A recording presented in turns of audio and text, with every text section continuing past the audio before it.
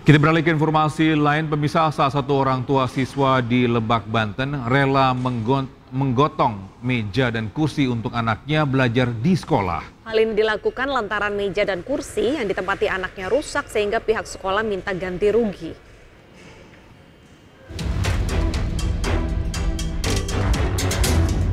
Salah satu orang tua siswa SD Negeri 2 Pasir Tangkil, Kecamatan Warung Gunung, Kabupaten Pandeglang, Banten, rela membawa meja dan kursi sejauh 200 meter dengan berjalan kaki untuk anaknya belajar di sekolah. Ia rela menggotong meja dan kursi sendiri lantaran meja dan kursi yang ditempati anaknya rusak sehingga sekolah minta ganti rugi. Sang ibu Arta Grace Monica mengatakan ia diminta oleh kepala sekolah untuk mengeluarkan uang sebesar Rp400.000 untuk mengganti meja dan kursi yang rusak. Padahal menurutnya kursi dan meja tersebut bekas siswa terdahulu. Saya sedihnya kenapa baru kali ini fasilitas sekolah disuruh mengganti sama orang tua, sedangkan emang ada aturannya. Fasilitas sekolah itu harus diganti, memang ada aturannya gitu kan. Saya sedih sama dunia pendidikan ya, kenapa kayak begini gitu kan, sedangkan namanya anak-anak ya, anak-anak kan pastinya aktif kesana kemari gitu kan, lari-larian apa gitu kan. Sementara itu wali kelas membenarkan bahwa meja dan kursi rusak oleh para siswa. Namun ia tidak mengetahui bahwa kepala sekolah meminta ganti meja dan kursi yang rusak kepada orang tua. Cuman anakku suka goyang-goyang kursi, terus meja digoyang-goyang gitu ya. Terus rusak ininya sebelah gitu, lihat ini ya nih kakinya. Baru ketahuan, kenapa itu kursi meja itu pada rusak anak-anak, karena kalian digoyang-goyang ya, iya bu, kan suka dipukul-pukul gitu. Peristiwa ini juga mendapat perhatian dari Bupati Lebak Hasbi Asidik. Ia mengatakan sudah berkoordinasi dengan pihak sekolah dan orang tua murid. Dari Lebak, Banten, Iskandar Nasution, iNews melaporkan. Ya, ini ternyata yang bawa ganti rugi ternyata bukan satu anak aja, karena tadi meja yang serupa ada banyak. Ada banyak teh ya, bukan cuma itu doang, ibu itu deh. Tapi Deta pernah nggak sih kalau waktu SMA ini pasti kita kadang-kadang kalau kita main-main, entah mungkin kaki mejanya rusak atau nggak mungkin bangkunya mungkin rusak. Pernah nggak sih kejadian? Barang di sekolah gitu. Iya. Biasanya yang aku rusakin tuh dulu pernah ingat banget tuh penggaris kayu yang panjang gitu loh. Itu suka kayak main. Dipukul? Oh enggak.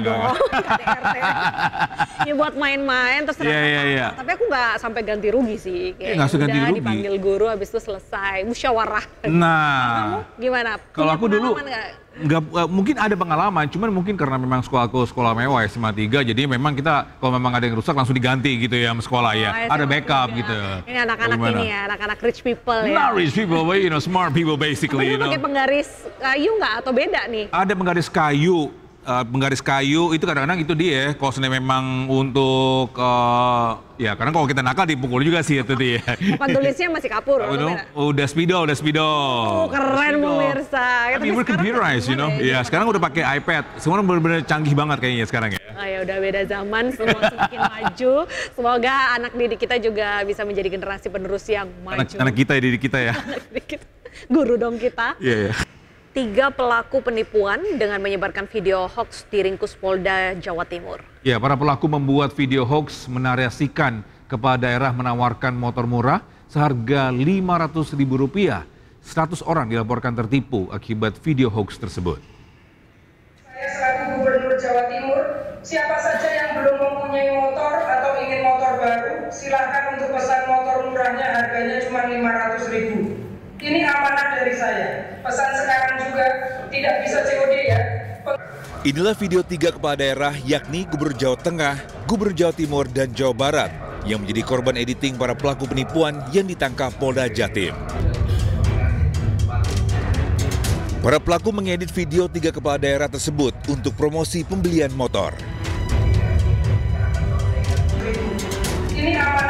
Dalam video editan yang diunggah pelaku di media sosial, menghadirkan narasi Gubernur Jatim Khofifah Indar Parawansa menawarkan motor murah seharga Rp500.000.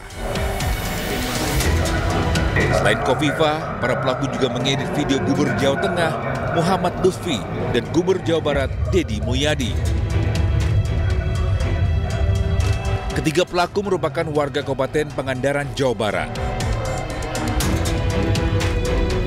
Ketiga tersangka memiliki peran masing-masing. Satu tersangka membuat akun di medsos dan mengedit video para pelaku daerah. Kemudian tersangka lain menyediakan rekening untuk menampung uang dari hasil penipuan mengatasnamakan Gubernur Jatim.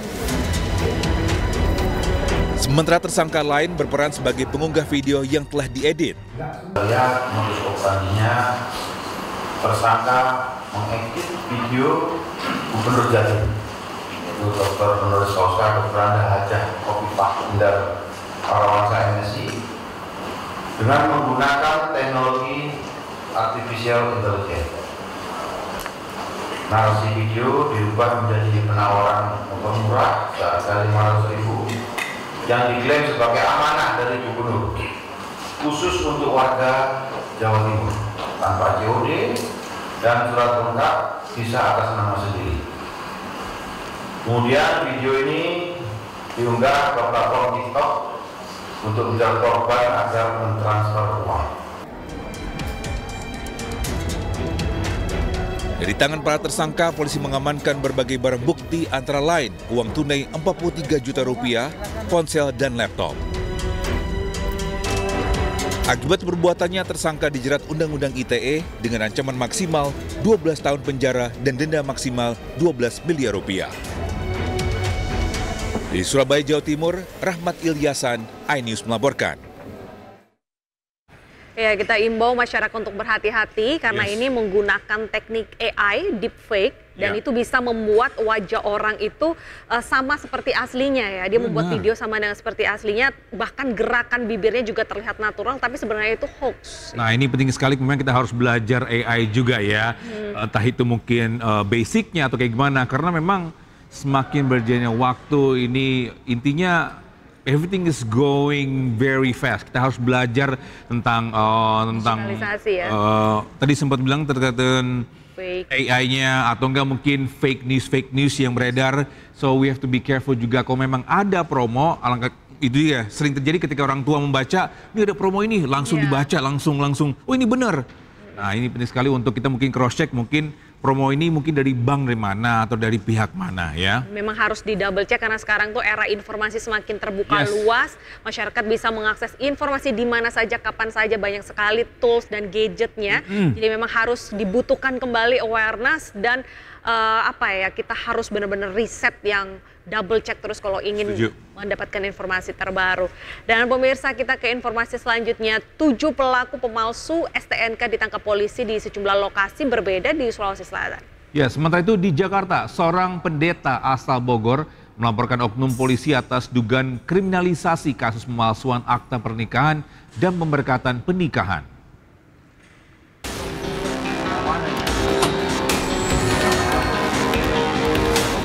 Polisi menggerebek rumah salah satu pelaku anggota sindikat pemalsu STNK di Makassar, Sulawesi Selatan. Polisi menemukan sejumlah STNK palsu serta sebuah komputer yang diduga digunakan untuk memalsukan surat kendaraan. Polisi pun menangkap 6 pelaku lainnya di sejumlah lokasi berbeda di Kabupaten Maros dan Kabupaten Jeneponto. Para pelaku kemudian dibawa ke Mapolda Sulawesi Selatan bersama 7 unit mobil, 12 unit sepeda motor, dan 1 unit truk tangki yang menggunakan STNK palsu.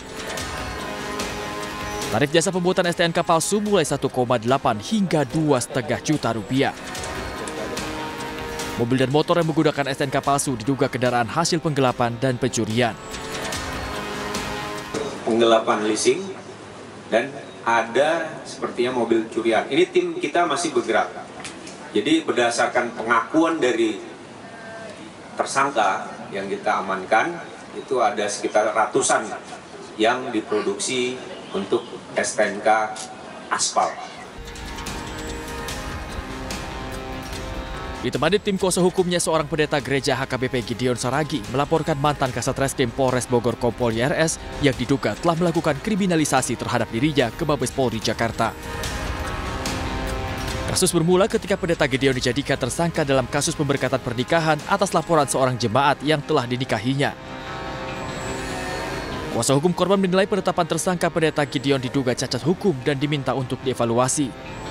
Dalam hal ini, ya perlu saya sampaikan, sejak Indonesia berdiri negara ini, produk akta catatan sipil adalah produk dinas catatan sipil, bukan produk pendeta atau gereja. Kenapa Bapak Pendeta sebagai ulama atau pemuka agama ditetapkan tersangka? Bahkan yang lucu dan aneh binaya ditetapkan tersangka terlebih dahulu, baru dikeluarkan sprindik berulang kali. Sementara itu Polri ataupun terlapor belum memberikan keterangan resmi terkait kasus ini. Dari Makassar, Sulawesi Selatan dan Jakarta, Wahyu Ruslan dan Den Helmi Sejangbati, iNews melaporkan.